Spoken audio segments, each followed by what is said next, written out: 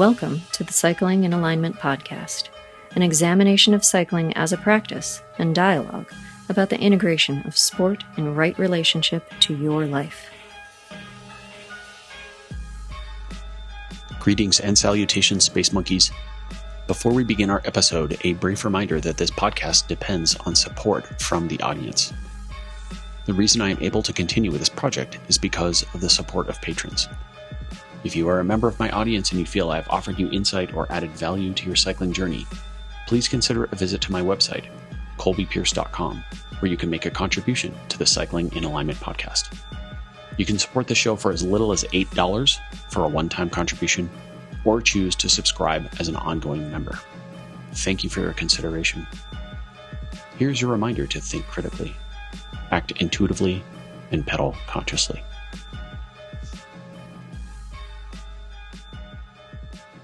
Okay, we're rolling. We're rolling, Space Monkeys. Time for a walking pod. And I'm being snowed on. It's mid-April. This morning, I rode in shorts and short sleeves. Literally 71 degrees. And now it's snowing. Welcome to Boulder. This is what's known as the end of the fourth Fool's Spring.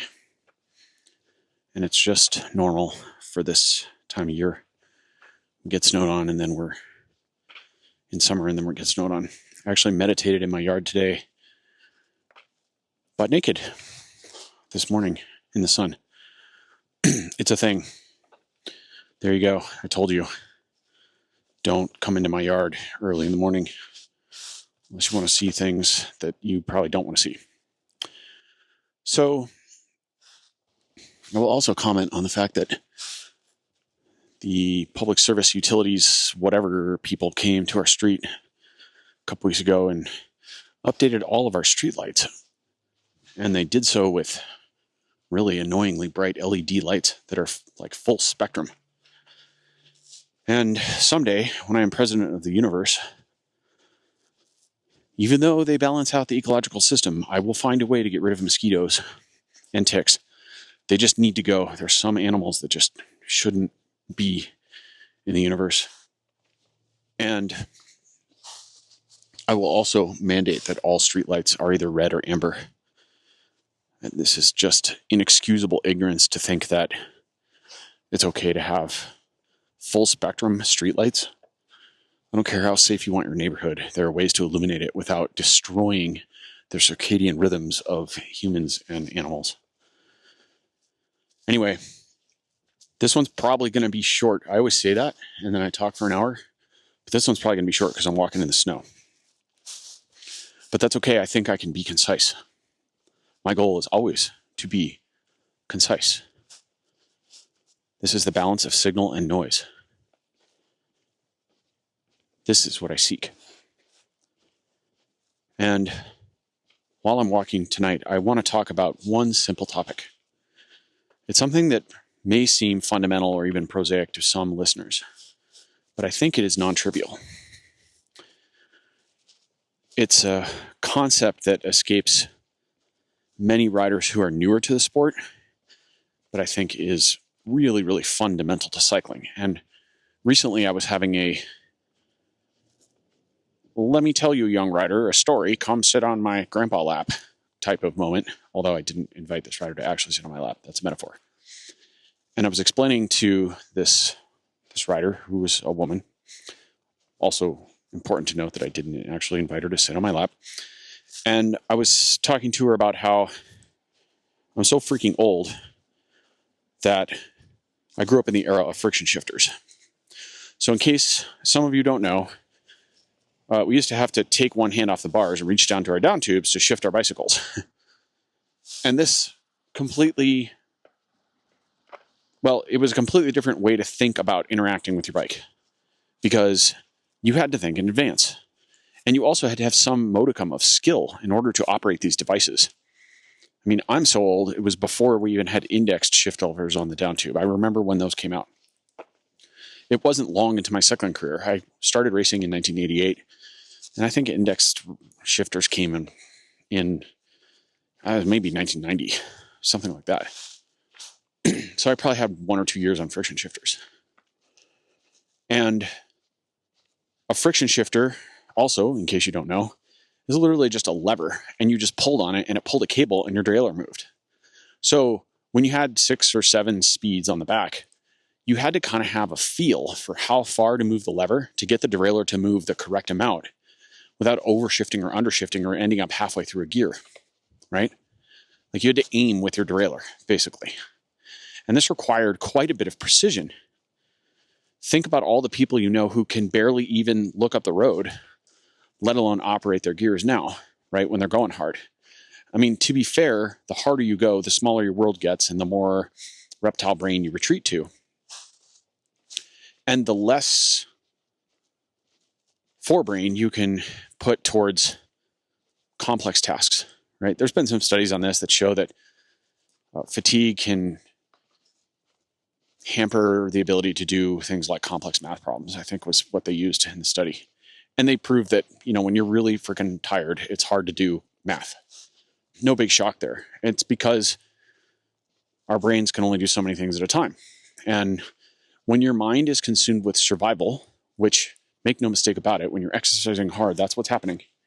Your brain is in a state of survival because of the delay of oxygen kinetics. Then it's not going to put aside RAM to do things like algebra. Why are you in a state of survival? Well, because when you're going hard on the bike, there's a delay to the cardiovascular system's ability to deliver oxygen to the muscles and clear CO2. That takes time. And so you build up some, we'll say, oxygen debt. Right? That's why when you go hard to the top of a climb, it takes you a minute to catch your breath, or, whatever, roughly a minute. And when you go really, really hard, you can be flattened for a few minutes. And if you go nuclear Mario Pond's track hard, like you do 1 kilometer and you turn yourself inside out 1,000 times over. Mario's an old racer friend of mine. He used to sit on the track for half an hour after a kilo, which sounds inconceivable to a roadie, but this was not theatrics. Like the guy actually went that deep. Now, granted, he was basically one enormous stick of fast twitch muscle. And most people don't know what that means in terms of their own experience. Conceptually, they might get it, but it's kind of like saying, it's kind of like reading off the US national debt. Like you kind of understand the number, but you really don't get it. I think that's true for all of us, even mathematicians, because the number is just that big. Wow. Apparently everyone has to drive somewhere in a snowstorm right now. So when you're in oxygen debt, you're basically writing checks that you're going to be able to cash in about a week. And that's a state of stress for the nervous system. And the more stressed your nervous system is, the less it will let you do higher functions. Another simple way to say this is, it's not a good idea to throw in a cartwheel when you're being chased by a tiger. So when we had friction shifters, this up-leveled the skill of our riding because we had to operate the lever with some level of sophistication, some amount of nuance. And that added challenge to the overall system. Not only from the physical act of taking your hands off the bars while you were going hard, maybe even downhill or whenever you had to shift gears. When you were out of gears and everyone else was in a bigger gear than you, you had to shift, otherwise you might get dropped, right? So a couple things it led to is, one, people had a bigger tolerance for a higher cadence range at the top end of the sport. Like people could survive at 67 RPM for longer because there were multiple times when they just had to. And vice versa. People could also survive at 118 RPMs because they had to. You just couldn't always shift when you needed to, right? And everybody was in the same boat. So everyone sort of adapted. I mean, probably some more than others. And then people got really good at taking their hands off their bars and shifting. But you also had to think ahead. It wasn't just the act of the fine mechanism of operating a shift lever. It was the act of thinking about where your gear is applied. And famously, Greg LeMond won, I believe it was the 1983 Worlds. I think they were in Switzerland. And I remember the photo of him crossing the line in a rainstorm. Blonde hair, all, disheveled from racing world championships. No helmets, of course. And Sean Kelly lost the sprint, and that was one of the more soul-crushing defeats of his career. And he said openly it's because he picked the wrong gear in the sprint. And that is not a thing in modern bike racing, because, of course, we have electronic shifting, and we have shift levers all over our handlebars. We've got little sprint shifters, satellite shifters, and climbing satellite shifters, and shifters on our hoods, and blah, blah, blah. So you can shift 5 times during a sprint if you want to, and that changed sprinting completely. But it also changed the way we ride bikes in the sense that it allowed us to more finely tune the balance beam, or really the teeter totter, we'll say, of cadence and torque. And I think a lot of riders don't even know that they're doing this, but this is absolutely a thing. So I'm just going to spell this out so it's clear. Cadence and torque they're really inverse to each other, right? As cadence goes up, torque tends to go down, and vice versa. And there's not a necessarily causative relationship there. You can ride at low cadence and low torque, and you can, of course, also ride at high cadence and high torque. I've done this many times on the track. However, whenever someone's trying to produce an effort that is maximal, the relationship of cadence and torque become more critical, and they apply more specifically to the physiology of the rider. So a rider with smaller muscle mass and a smoother pedal stroke will probably choose a higher cadence and a lower torque relationship, or ratio, we'll say. And a rider with the opposite characteristics is likely to choose a higher torque and maybe lower cadence ratio.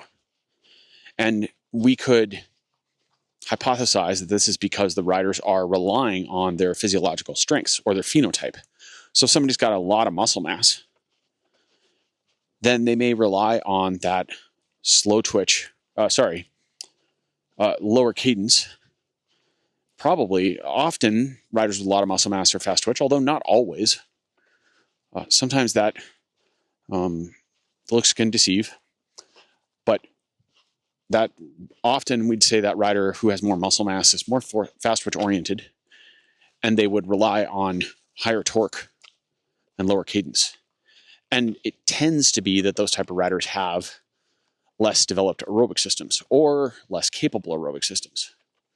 And I'm using the terms aerobic system and muscular system. These are the ultimate sort of colloquial vernacular, like layman's terms, to describe the physiological characteristics of different riders, right? We've all heard these a million times, and there are more sophisticated ways to say it, but that's okay. We can just use the terms for now. And really what's important about this conversation is to realize how that relationship works, that teeter-totter. And by teeter-totter, what I mean is really just a beam with a fulcrum in the middle and a weight on either side. And this is just a metaphor to explain the concept. What? Whoa. I'm looking at someone's kitchen light right now, and it is literally hot pink. Like the entire room is hot pink. What are you doing? It's like biohacking gone horribly wrong. That's really bizarre. Okay, so here's the important part. When we're thinking about this teeter-totter, we need to understand conceptually where we are on it, what our preferences are, and how to modulate to our advantage. And this is the important part for riders, especially who are newer to this sport. The harder you go, and the closer you are to the edge of maximal effort. And it doesn't matter if we're talking about a maximal effort of 1 minute or 5 minutes or 30 minutes. This same principle applies. The numbers may be different, but the principle applies. And the principle is the closer you are to a maximum effort for any given duration, the more important that balance, that fine balance is between torque and cadence. So if somebody's optimal cadence, I'm just going to make up numbers for easy explanation, for a 30-minute time trial is 100 RPM, and they're riding at 103, that may mean that their performance is not quite what they're capable of. Conversely, if they're stuck at 92, the same thing can be true. And where this is important, in particular for riders who are newer to the sport, is they have to learn to shift, and shift a lot, which doesn't mean overshift, but it does mean you have to use your gears at critical moments. And you're constantly feeling the torque on the pedals and regulating that in relation to the sense of strain you feel in your, we'll say, cardiovascular system or your metabolic system or your aerobic system, which basically you could take as the catalog of that is how hard are you breathing? How much are your lungs burning? And even in some cases, how much are your legs burning? Because remember, lactate, the sense of lactate or over accumulation of lactate can happen in the muscles, which isn't necessarily, it's hard to discern between that and overload of torque, right? Those are two different things. So at times that can be a bit confusing, but you have to sort of sort out those sensations. It's kind of like the difference between muscular pain and tendon pain. Sometimes it's hard to figure it out. And there are times when only trial and error will suffice. So if you're doing a time trial of 30 minutes and your optimum cadence is 100 RPM, again, just making up numbers, and you're riding at 90, you might be kind of overloading the legs a bit and underutilizing the aerobic component. And, you know, we might hypothesize that either your speed just won't be as fast as it could be, or your muscles might fatigue and you might kind of run out of steam and sort of nosedive in pace. Now, I've had a lot of interesting experiences in this department myself that are a bit more nuanced. And one story that comes to mind that isn't really very nuanced, but was just a good learning experience, was the first year I raced as a senior. There's another grandpa story. You know, when I was a junior, we had junior gear restrictions. And so the biggest gear you could use was a 5315, if I remember right. Maybe it was a 5316 when I think they even had, I'm so freaking old, I don't remember. But we had, I think it was a 5315 when you were a 17, 18-year-old. When you're 15, 16, you had to be in a smaller gear. I could be wrong about that. These details have escaped my brain because, I mean, we're talking 8 billion eons ago. Anyway, so whatever the gear was, it was limited. And at the time, that's what I knew, because that's all I rode in. And that's also what I trained in, because I didn't see much point in training in a bigger gear than I could race in. And I traveled to the Moab stage race back in the day when racing used to be a thing on the road in the United States. And there was a 3-day stage race in the town of Moab. And there was a time trial along the river. And I went and did it with my good buddy, Jonathan Butters. And Jonathan probably raced his Chinelli Laser time trial bike, which is like the world's coolest freaking time trial bike. If you want to see something weird and Italian and like aero on paper, go look that shit up. He probably still has it in his parents' garage, and it's probably worth like $54,000 to someone because it is cool as shit. But anyway, it's probably not that aero, but man, you thought you were aero, and that's what counted. And so Jonathan raced his Chinelli Laser, and I raced whatever I was on at the time. I don't remember. And we finished the time trial, and he immediately told me that he just put it in his 53, probably 13 or 12, and just rode in that gear the entire time. Now, this time trial was pretty much pancake flat. And this blew my mind because at the time, I'd only been racing about 2 years. Really, this was barely that even. my second full year of racing, so I didn't know anything. I still don't know anything, for the record. And knowledge is a paradox, Jace. The more one knows, the more one becomes aware of his complete ignorance. There's your movie quote for the night. And so we're talking after the race, and JV tells us, hey man, I used my 5312 the entire time, and my head exploded. It's like, what? You used that gear the entire time? Like, didn't your kneecaps explode? That's what I figured, because the myth around junior gears was that it saved your tendons, which I don't think there's really any truth to at all. And I don't remember our placings, but I'm 100% sure that Jonathan beat me in the time trial. It took me a long time to get to the point where I could beat him. But anyway, which only happened a couple times, and maybe once.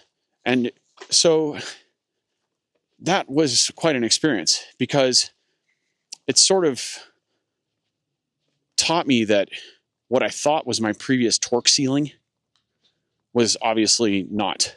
Well, at least it opened the door to the idea that my torque ceiling could be higher, because if Jonathan's could, mine could, was eventually what I figured out. More cars.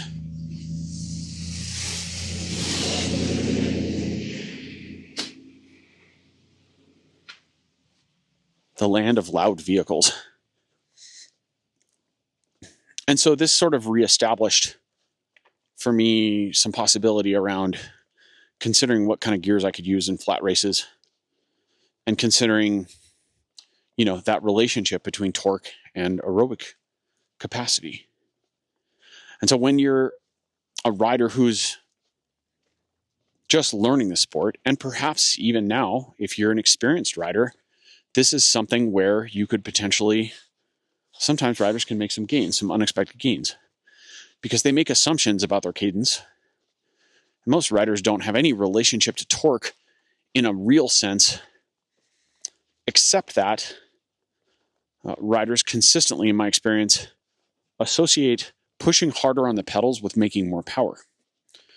But that's the whole point of this conversation. I mean, what are the two components of power? In case you didn't know, they are speed and force, right? And speed in a circle is cadence, and force in a circle is torque. So torque times cadence equals power. So how do we make more power? Well, assuming torque stays constant, we can make more cadence. We can pedal faster. Or assuming that cadence remains constant, we can apply more torque. Now, often in the real world, that doesn't really happen that much. I think when you push down on the pedals, cadence increases, right? So let me say that again. You're riding in a constant torque, and then you begin to increase your output of torque, and your cadence will, of course, increase, right? So both tend to happen at once, which is a way to make more power. I mean, try it. Ride along in a flat gear and keep your power constant and your cadence constant, and then push harder and see what happens. But the challenge comes when riders associate only the pushing, the sensation of the bottom of the shoe pushing against the pressure sensors on the sole of your foot, the plantar surface of the foot, as making more power. But the reality is, you can push quicker, and yes, that's usually coupled with increased torque, and you can generate a lot more power. So really what I'm saying is a rider has to be multidimensional in this sense. They need to be able to utilize a wide range of torques and cadences, in particular during mass start events, in order to do things like match the accelerations of other riders, climb steep hills, move around in a peloton, right? Defend position or advance position in a peloton, accelerate out of corners, get stuck in big gears from time to time and have to negotiate that big gear while you work your way to a smaller gear, but still don't lose massive amounts of time. Maybe you get hung up in a crash, or maybe someone gums up the group in the inside of a hairpin. These things happen all the time. especially in gravel races, right?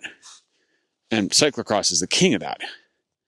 So a rider needs to be multidimensional in that respect, especially when a rider has good command over micro accelerations and high cadence. They can move up effectively in a peloton, and they can hide effectively in a peloton. This is a very useful skill. They can also use that weapon to save energy because they can float around in the group without using much force or brute force or having to move out to the side of the group and then muscle their way to the front. That's assuming they have good handling skills and they're comfortable in the middle of the group, which not everyone is. That's also a skill. So that's a nice thing to have. At the same time, the rider must have a very finely tuned antenna to perceive their own internal sensations and quickly be reactive and adjust gears accordingly. This is most applicable during an extended solo effort, right? Like a time trial or a solo ride or something where you're trying to maximize your speed. You got to be on the limit. And when you're just on the limit, meaning you're producing as much lactate as you can barely handle and stay on top of it. This is the sciencey way to say this is maximal lactate steady state. When you are at that point, it is critical to manage your gearing correctly. Absolutely critical. If you don't, then you can blow up, right? That's what blowing up is when you get out of range of either the aerobic side or the gearing side. That's basically what blowing up is.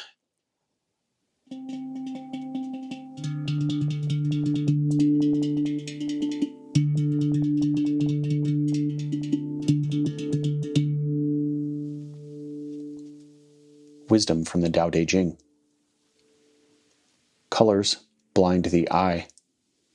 Sounds deafen the ear. Flavors numb the taste. Thoughts weaken the mind. Desires wither the heart. The master observes the world but trusts his inner vision. He allows things to come and go. His heart is open as the sky.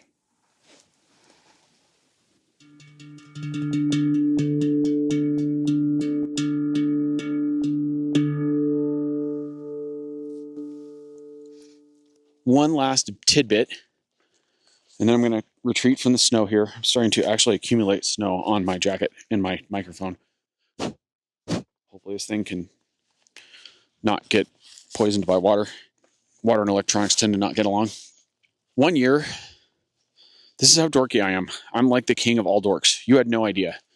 I know that you just listened to this podcast thinking that I'm a normal person, but I'm actually like the dorkiest of all people.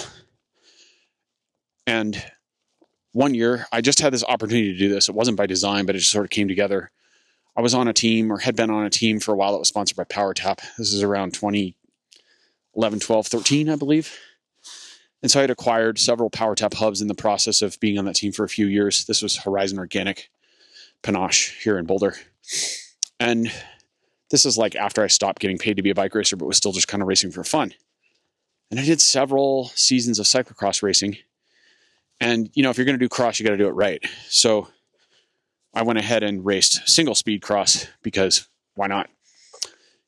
And I had the opportunity to race on multiple occasions, actually, a single speed race and then a geared race on the same day because, you know, why not? And I had power meters on both bikes. And this allowed me to acquire quite a bit of data. And then I compared the data. Now, this is going to go against a lot of what I just said about monitoring your teeter totter of cadence and torque. But there is a punchline. After I looked at this data, I think I'm going to make up some of the numbers here a little bit from memory. But I'm pretty sure I had about a dozen races where I did both. Disclaimer, usually the single speed race was first because I was always racing with the pro men or the 1-2 men or whatever it's called, the A men, the same day. And usually that's the 2 or 3 o'clock race. So the single speed is probably at 11 a.m. or whatever. Sometimes they were almost back to back. And so I would switch bikes and eat food and then race the second race. And the the geared race, I would ride my geared bike during the men's 1-2 race or the pro race and ride the single speed in the morning. The single speed race was 45 minutes typically, and the geared race was an hour, a bit longer. Okay. So I put all this data in a spreadsheet, and I looked at heart rate, cadence, power, lap times, and totaled it all up. And to my amazement, or not, power between the geared races, average power between all 12 geared races, and average power between all 12 single speed races was the same. Same power, average. Also, same heart rate. Cadence, I believe it was 19 RPM lower, average, for the single speed race. So that's interesting. So that kind of goes against my whole thing that I just said, which is monitor your teeter totter, right? However, here's the punchline. Cyclocross in Colorado is basically a series of flat dirt criteriums. There aren't a lot of hills. And of course, cyclocross has a plethora of accelerations, right? And usually 1 or 2 long straights per lap, and then several short sections. Depends on the course. Sometimes they had some long stretches, but basically it's a giant dirt crit. And so the races are highly, highly acceleration based. And that is a very different effort than an extended time trial, where you have to hold the pressure of the teeter-totter on both sides, the torque side and the cadence side, to raise the highest level of sustainable lactate, that is the maximal lactate steady state, and hold it there. That's very different than a cyclocross race where, yes, of course, your lactate levels are very high, but those two systems are constantly bouncing back and forth because you get off the bike to run, and that's a change in the muscular load. That's also a flushing of the muscle bellies in a way because you have eccentric load of running. And then you have a lot of coasting in corners, technical corners and downhills and switchbacks and all the little things they throw in there. So that kind of changes the paradigm of how the load is attenuated by the system, right? And I'm pretty sure you can't find this in many science books. I don't know. Maybe you can, and I just haven't read them. That's possible. I do recognize that I don't read all the science books, but this doesn't seem to be the type of physiology that I read about when I do read about it. In any case, I basically just said cadence, torque, cadence, torque, cadence, torque like 54 times and a whole bunch of words about it. But I hope that some of that was insightful. And if you have some things to share about your cadence torque experiences, then fire the photons. I will mention one last bit before I go inside, which is that a lot of people are changing to shorter cranks now, which I think is good on the whole. I think that most riders have been riding cranks that are too long for most of their careers, and I will put myself in that category.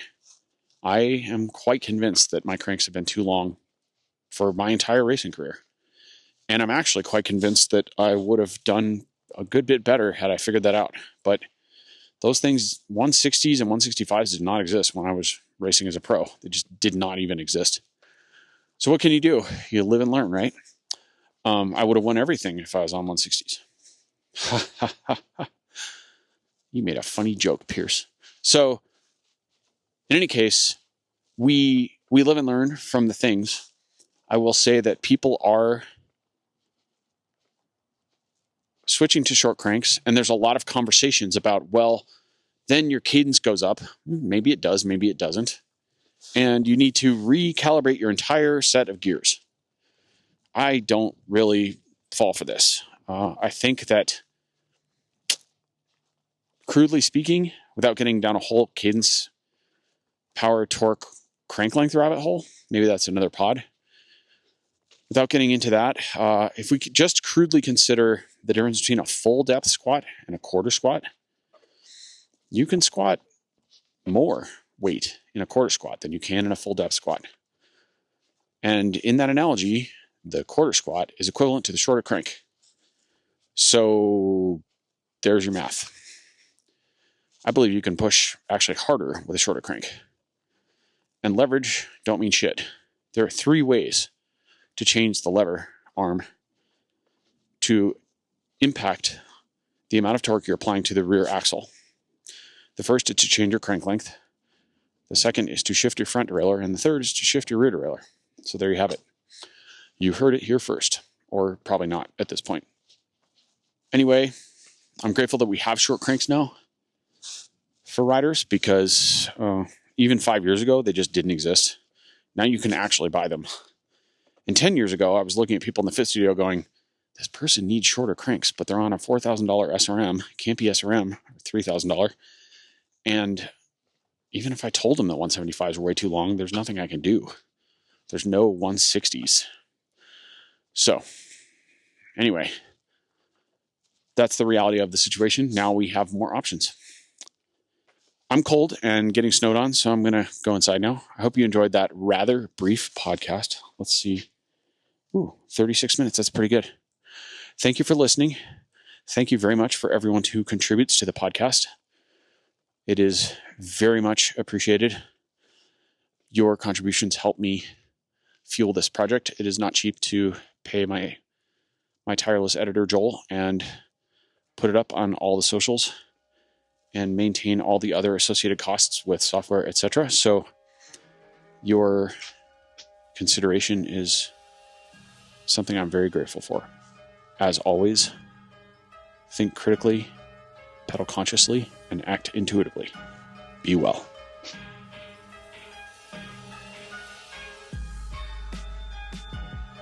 Attention, well dippers. Did you know that I offer a unique service at my studio in Boulder, Colorado? An integrative fitting is the culmination of my experience and understanding that helps an athlete have a deeper insight into their relationship to cycling and movement. This is understood in the context of how the dream, goal, or objective aligns the client's choices and habits. The psyche, the environment, and drive will all influence the current expression of athletic ability. As we understand these factors, we can shape and direct athletic potential. What this means in a practical sense is that we spend about 6 hours working together, including a short or outdoor ride. We will film you on and off the bike, and we will discuss an extensive intake questionnaire. You will leave the fitting with a unique perspective on your function and with actionable pathways to improve your performance. This service was created specifically to help cyclists who have been through various fitting sessions and have had unsuccessful or unsatisfactory results. We dig deeper to find more meaningful outcomes. If you are interested in knowing more about an integrative fitting, please visit my website, colbypierce.com, where you can book an appointment.